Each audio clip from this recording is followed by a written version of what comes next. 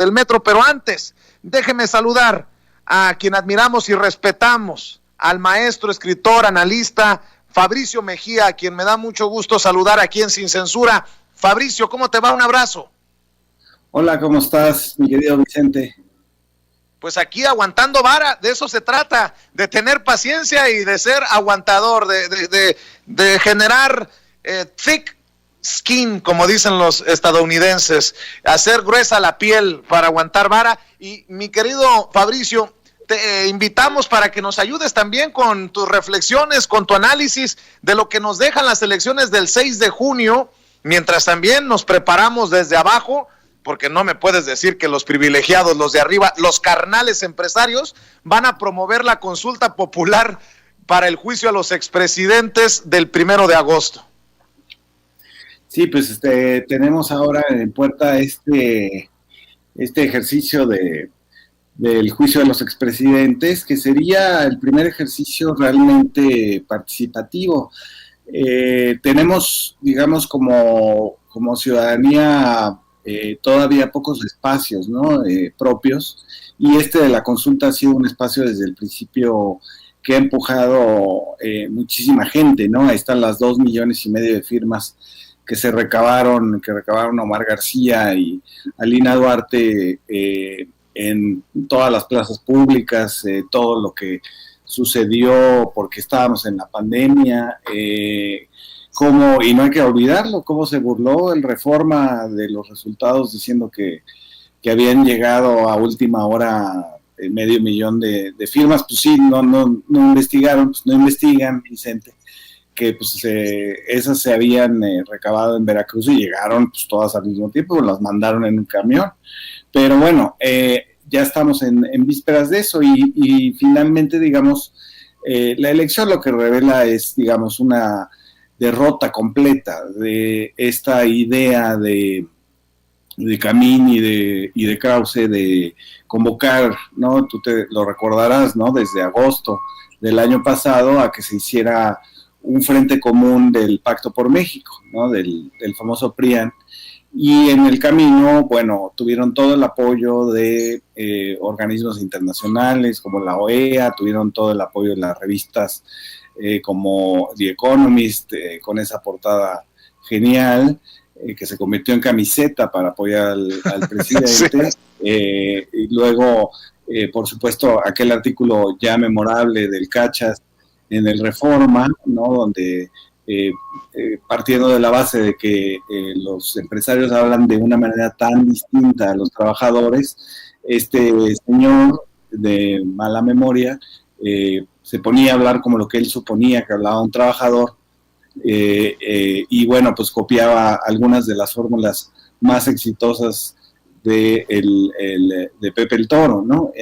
Después, bueno, la parcialidad completa del INE en la decisión de candidaturas, en la decisión de la proporcionalidad, y finalmente, bueno, un dineral, por supuesto, en esas llamadas completamente ilegales un día antes de la jornada electoral, las llamadas contra Claudia Sheinbaum en la Ciudad de México por lo de la línea 12, y un dineral en publicidad. Y finalmente, ¿no? Esta coalición PRI-PAN alcanza exactamente los mismos números que se hubieran ido separados, salvo porque le quita votos al PRD, que desaparece su registro, no tiene ninguna victoria. Lo de la Ciudad de México y las alcaldías es una vacilada, porque finalmente el Congreso local sigue estando en manos de Morena, y el PRI pierde todo, no gana ni una gobernatura. El PAN, de las 4 que tenía, conserva solamente 2, y las 11 gobernaturas que gana Morena se consolidan con también triunfos en los congresos locales, lo cual le permite al presidente de la República y a la 4T una mayoría en el Congreso Federal, mayorías en los congresos locales necesarias para las reformas constitucionales. Entonces, un enorme fracaso de la oposición que durante todo este tiempo, y espero que entiendan que cometieron un error, durante todo este tiempo fueron una oposición destituyente, con una fantasía de boicot instantáneo, sin ningún proyecto, sin espíritu democrático. No le concedieron nada, ningún logro al presidente, a pesar de que había logros palmarios como la vacunación, como los caminos rurales, como el aumento al salario mínimo, la baja de los impuestos en la frontera norte, en fin, todos los logros del presidente. No le concedieron ni uno solo, y esa confrontación a toda costa les causó una derrota que esperemos que sea definitiva. Así es, y fíjate que hoy más que nunca tienen eco las palabras del presidente Andrés Manuel López Obrador cuando hablamos de estos personajes, y sobre todo, digo, rumbo al 1 de agosto, el día de la consulta popular, para investigar y enjuiciar a los actores políticos del pasado, incluyendo obviamente a los expresidentes, porque el presidente dijo en la mañanera que antes el Congreso de la Unión era un tianguis porque se comerciaba todo, se intercambiaban votos, se conseguían votos por dinero. Indicó que ya no es el poder legislativo de antes y resaltó la importancia de recordarlo porque a sus adversarios se les olvida. Un ejemplo es la aprobación de las reformas estructurales que se realizaron el sexenio pasado, pues algunos legisladores recibieron dinero para que votaran a favor. Pues también estos tienen que ser parte del ideario colectivo. Es la jefa de gobierno de la Ciudad de México, Claudia Sheinbaum, quien habla de un equipo, de una mesa ejecutiva que presentará un plan. Reconozco el primer nombre que señala Claudia Sheinbaum, Sergio Alcocer. Yo decía, ¿dónde lo he escuchado? Fue subsecretario para América del Norte de la Secretaría de Relaciones Exteriores en tiempos de Peña Nieto. Renunció a esa subsecretaría para buscar ser precisamente el rector de la UNAM en su momento. Sergio Alcocer formará parte de este grupo anunciado por la jefa de gobierno de la Ciudad de México. Lo que nos debe quedar claro, al menos es lo que me queda claro a mí, es que es tremendo paquetón. Lo que queda claro es que no hay nada claro todavía, al menos que me diga otra cosa el maestro Fabricio Mejía, a quien le agradezco mucho su paciencia, su generosidad para quedarse con nosotros, escuchar la conferencia y darnos sus comentarios luego de este informe preliminar, luego de la tragedia de la línea 12 del metro. Fabricio, ¿cómo escuchaste? ¿Qué escuchaste? ¿Cómo ves la situación? Sí, bueno, lo que queda, digamos, en conclusión es que efectivamente se trata de estos famosos pernos que no fueron bien soldados, que no tenían la calidad ni la distribución del proyecto original, pero todavía no sabemos de qué lado cae la responsabilidad penal, porque va a ser una responsabilidad penal esto.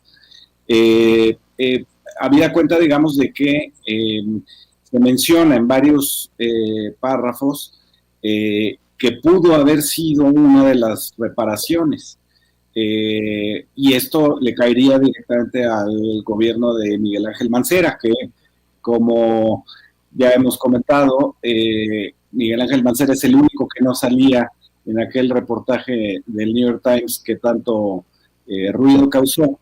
Y efectivamente en esta primera fase del preliminar del dictamen de la compañía noruega de peritaje, no queda claro si fue en el momento de la construcción que no se obedeció el diseño del proyecto ejecutivo, o fue en una de las reparaciones, y eso va, digamos, de la responsabilidad de quien lo construyó, es decir, el Grupo Carso de Carlos Slim, o si fue en el mantenimiento que se le dio posterior al terremoto del 2017, entonces caería la responsabilidad en Miguel Ángel Mancera.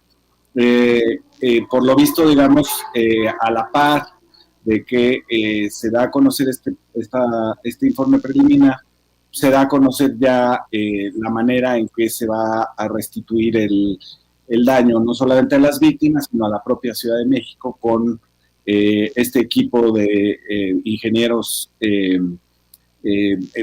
Veo, digamos, en los currículos bastante cargado, digamos, al lado cívico, México, lo cual también daría una clave del asunto, y para restaurar, digamos, esta línea y el transporte y la movilidad de la Ciudad de México, ¿no? Claro. Lo que habla, de lo que se habla en este reporte preliminar, es de deficiencias en la construcción, soldaduras mal hechas, pernos no instalados que no corresponden con el diseño original. Lo que me parece una irresponsabilidad, hay que decirlo, Fabricio, también es que salgan así los opinadores, los opinólogos, los expertos ahora en ingeniería, como personajes que le hacen el caldo gordo al conservadurismo, personajes como, y lo voy a decir por insignificante o significante que sea, no lo sé, Marco Levario Turcot de la revista Etcétera, que es retuiteada, apapachada por personajes de Calderón para abajo, que dice: el desplome de un tramo de la línea 12 se debe a la negligencia durante su construcción y su mantenimiento. No nos hagamos bolas, los responsables de la tragedia son Marcelo Ebrard, Claudia Sheinbaum y Carlos Slim. Mira, yo no tengo ningún interés de proteger a nadie, ni de cuidar a nadie, pero me parece una irresponsabilidad que así se señale de bote pronto a Marcelo Ebrard, a Claudia Sheinbaum y a Carlos Slim, y por cierto, que no se señale a alguien que también forma parte de la historia de la línea 12 del metro, como Miguel Ángel Mancera, Fabricio Mejía. Sí, es un discurso que vienen muchos, ¿no? No sé quién sea este individuo, pero muchos han estado borrando directamente 6 años de gobierno de Miguel Ángel Mancera y tratando, digamos, de que esto se pueda utilizar para la carrera presidencial del 2024, cosa que es no solamente absurda, sino inmoral. ¿No? Ahí hubo muertos, hay víctimas, hay familias que están sufriendo y se trata de un accidente, ¿no? Es como más o menos como esta idea de Gilberto Lozano de tratar de culpar de los muertos de la pandemia al gobierno, ¿no? Cuando dices, bueno, es una pandemia, es un virus que viene de la saliva, que se transmite por la saliva, ¿cómo va a haber un culpable? ¿No? Son estos ejercicios como de la Edad Media, ¿no? Donde se quemaba gente por la peste o se les expulsaba de las ciudades porque eran los que habían provocado el accidente, ¿no? Y entonces sí me parece de una inmoralidad terrible, y esta acusación pues muy poco fundada, porque si todos escuchamos el informe, y lo que no queda claro, digamos, es el tiempo en que esto se malogró, digamos, ¿no? Hay unos párrafos dedicados al diseño de las vías, que se ha hablado también mucho de que si no eran los trenes, que si no cabían. Ahí dice que eso no tiene ningún problema. El problema es la estructuración de los pernos y cómo se pusieron para sostener la viga, ¿no? Y entonces, de ahí a saltar a una culpabilización, pues todavía le resta un rato de peritajes, ¿no? Fíjate nada más, Fabricio, estoy revisando con el equipo de producción de Sin Censura las reacciones. Por ejemplo, también León Krause, el hijo de Enrique Krause desde Estados Unidos, dice: pues resulta que el notable reportaje del New York Times sobre el colapso de la línea 12 no era un acto tendencioso y avieso contra el gobierno, sino un riguroso y notable diagnóstico periodístico de la tragedia. Insisten en esto. Hay que decirlo, el reportaje del New York Times pues no toca ni con el pétalo de una rosa a Miguel Ángel Mancera, y no me parece muy riguroso que digamos una investigación de ese calado sin que se mencionen pues a todos los personajes, solo por decirlo así, Fabricio. Sí, no, y el reportaje del New York Times tiene un error evidente, que es que ellos dicen que su hipótesis, digamos, es que estas fallas de la línea 12 fueron porque Marcelo Ebrard le urgía ser candidato, y las fechas los desmienten.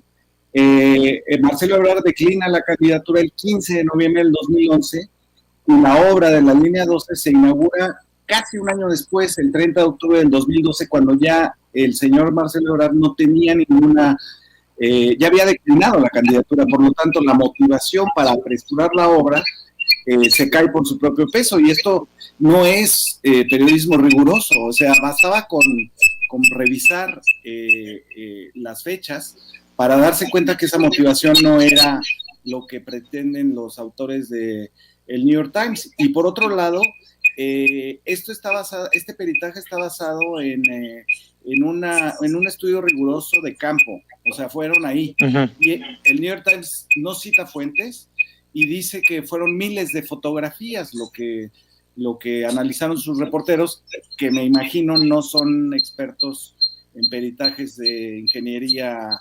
de trenes, ¿no? Y entonces, por supuesto que es esta idea de sembrar una mentira y luego tratar de distorsionar la realidad, sí, para que sea verdad, ¿no? Ok, ¿con qué cerramos por el momento, Fabricio, en relación a esto? Me imagino que se viene encima otra campañita de desinformación, de tergiversación. ¿Con qué cerramos? ¿Con qué reflexión cierras? ¿Con qué comentario cierras? Sí, bueno, yo creo que ha sido un camino, digamos, el que emprendió la jefa de gobierno, basado en la evidencia técnica, que no necesariamente coincide con los ritmos de la comunicación. Y entonces esta, digamos, indeterminación sobre la responsabilidad va a abrir necesariamente una campaña de los mismos operadores de la Operación Berlín, de mentiras, de culpar a ciertos personajes, de excluir a otros, que normalmente, digamos, a quien excluyen es a Miguel Ángel Mancera, que ahí hay que investigarlo. Hay que investigar la cantidad de dinero acarretadas que le dio a los medios de comunicación, al entonces subdirector de Nexos, a Héctor de Mauleón, por un trabajo ahí de ponerle nombres o historias ahí en unas calles del centro de la Ciudad de México, le dio millones de pesos, y también a otras revistas que ahora van a promover esta idea de que lo del New York Times y el peritaje es igual, y que por lo tanto no existió el sexenio de Mancera ni el terremoto del 2017. Así es, Fabricio Mejía, ¿en dónde te encuentra la gente? En Twitter sobre todo, ¿no? ¿En dónde pides que te busque la gente que quiera saber de tus opiniones, leerte? Ahí estamos en @Fabricio Mejía en Twitter, los lunes con Carmen Aristegui, los sábados en La Jornada. Te mando un abrazo, Fabricio, y muchas gracias por tu generosidad. No, gracias a ti, Vicente, un abrazo. Cuídate, Fabricio Mejía, hablando con nosotros sin censura. En otras noticias.